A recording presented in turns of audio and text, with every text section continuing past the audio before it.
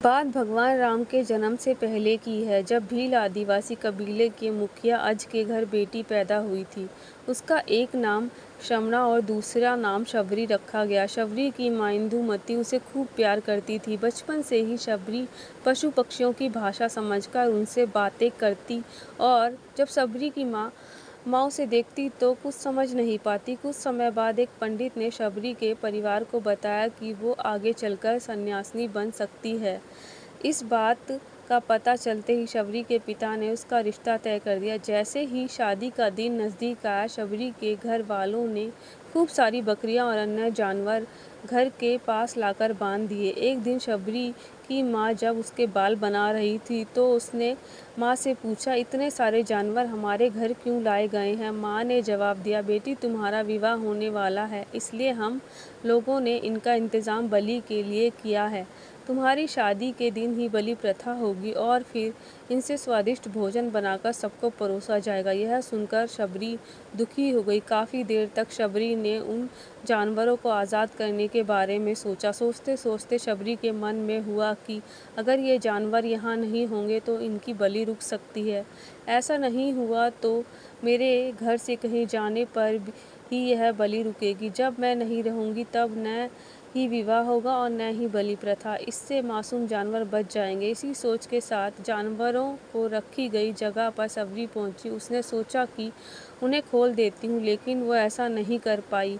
उसके बाद शबरी जंगल की तरफ भागने लगी। भागते भागते शबरी ऋषि मुख पर्वत पर पहुंच गई। वहां करीब 10,000 ऋषि रहा करते थे। शबरी को लगा कि वो भी इस जंगल में किसी तरह ऋषि मुनियों की सेवा करके अपना जीवन जी लेगी। वो चुपचाप उसी जंगल में एक हिस्से में किसी तरह से रहने लगी। शबरी रोजाना ऋषि मुनियों की झोपड़ी के आगे झाड़ू लगाती और हवन के लिए लकड़ियां भी लाकर रख देती। ऋषि मुनियों को समझ नहीं आ रहा था कि जंगल में उनके सारे काम अपने आप कैसे हो रहे हैं। एक दिन शबरी को किसी ऋषि ने देख लिया। उसे देखते ही उसका परिचय पूछा। जैसे ही शबरी ने बताया कि वो भील आदिवासी परिवार से संबंध रखती है तो उसे ऋषियों ने खूब डांट लगाई। शबरी को इस बात का बिल्कुल भी पता नहीं था कि उसकी जाति छोटी है और उसे ऋषियों द्वारा जाति की वजह से अपमान सहन करना पड़ेगा। इतना सब होने के बाद भी शबरी हर ऋषि मुनि के दरवाजे पहुंचती और उनके आंगन में झाड़ू लगाकर उनसे गुरु दक्षिणा लेने के लिए कहती। हर कोई शबरी को उसकी जाति की वजह से अपने आश्रम से भगा देता। ऐसा होते होते काफ़ी समय बीत गया। उसके बाद शबरी मतंग ऋषि की कुटिया में पहुंची। वहां पहुंचकर मतंग ऋषि को शबरी ने बताया कि वो उनसे गुरु दीक्षा लेना चाहती है। उन्होंने खुशी खुशी उसे अपने गुरुकुल में रहने दिया और भगवान से जुड़ा ज्ञान देते रहे। शबरी ने भी अपने गुरु मतंग ऋषि की सेवा करने में कोई कसर नहीं छोड़ी। वो गुरुकुल के भी सारे काम करती। शबरी से खुश होकर मतंग ऋषि ने उसे बेटी मान लिया था। समय के साथ मतंग ऋषि का शरीर बूढ़ा होता गया। उन्होंने एक दिन शबरी को अपने पास बुलाया और कहा, बेटी मैं अपना देह त्यागना चाह रहा हूँ। त्यागना चाह रहा हूँ। बहुत साल हो गए हैं शरीर में रहते रहते। शबरी ने दुखी मन से कहा, आपके ही सहारे मैं इस जंगल में रह पाई हूँ। आप ही चले जाएंगे तो मैं जीकर क्या करूँगी? आप अपने संग मुझे भी ले जाइए, मैं भी देह त्याग दूँगी। मतंग ऋषि ने जवाब दिया, बेटी तुम्हें चिंता करने की ज़रूरत नहीं है। राम तुम्हारी चिंता करेंगे और ध्यान भी रखेंगे। शबरी ने राम का नाम सुनने के बाद पूछा, वो कौन है और उन्हें मैं किस तरह से ढूंढूंगी? मतंग ऋषि ने बताया, राम कोई और नहीं भगवान है। वो तुम्हें सारे अच्छे कर्मों का फल देंगे। तुम्हें उन्हें ढूंढने की कोई ज़रूरत नहीं है। वो एक दिन खुद तुम्हें खोजते हुए इस कुटिया में आएंगे और तुम्हें उनके हाथों ही मोक्ष मिलेगा। तब तक तुम इसी आश्रम में रहो। इतना कहते ही मतंग ऋषि ने अपना शरीर त्याग दिया। शबरी के मन में मतंग ऋषि के जाने के बाद से एक ही बात थी कि भगवान राम स्वयं उनसे मिलने आएंगे। वो रोज़ भगवान राम से मिलने के लिए बाग से अच्छे अच्छे फूल लाकर पूरा आश्रम सजाती और भगवान के लिए बेर तोड़कर लाती। भगवान के लिए बेर चुनते हुए शबरी उन्हें चख लेती थी ताकि भगवान वो सिर्फ मीठे बेर ही दे। रोजाना शबरी इसी तरह भगवान के दर्शन की आस में फूल और बेर इकट्ठा करती रहती थी। इसी तरह इंतज़ार में कई साल बीत गए। शबरी का शरीर एकदम वृद्ध हो गया था। एक दिन आश्रम के पास के ही तालाब में शबरी पानी के लिए गई।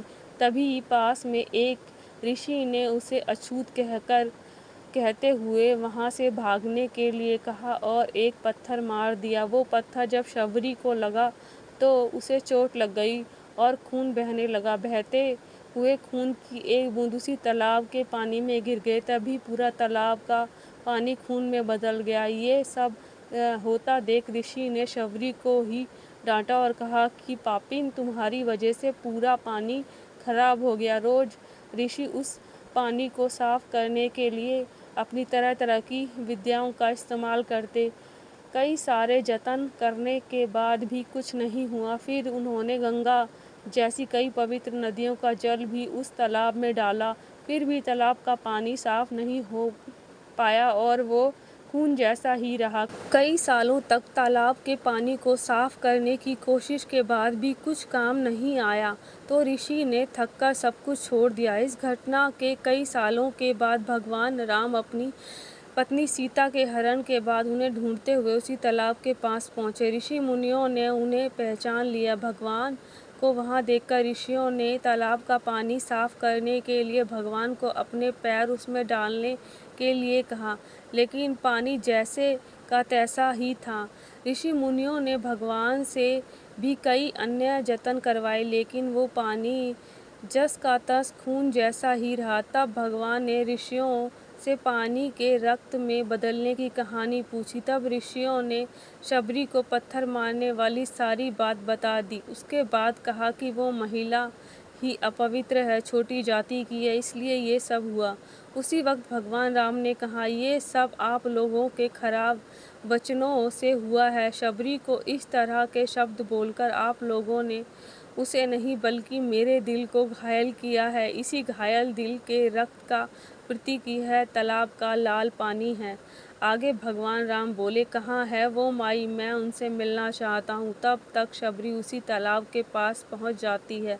इस दौरान शबरी के पैर को ठोकर लगती है वो और कुछ धूल उस तालाब में गिर जाती है। तभी सारा पानी साफ हो जाता है। भगवान उससे कहते हैं कि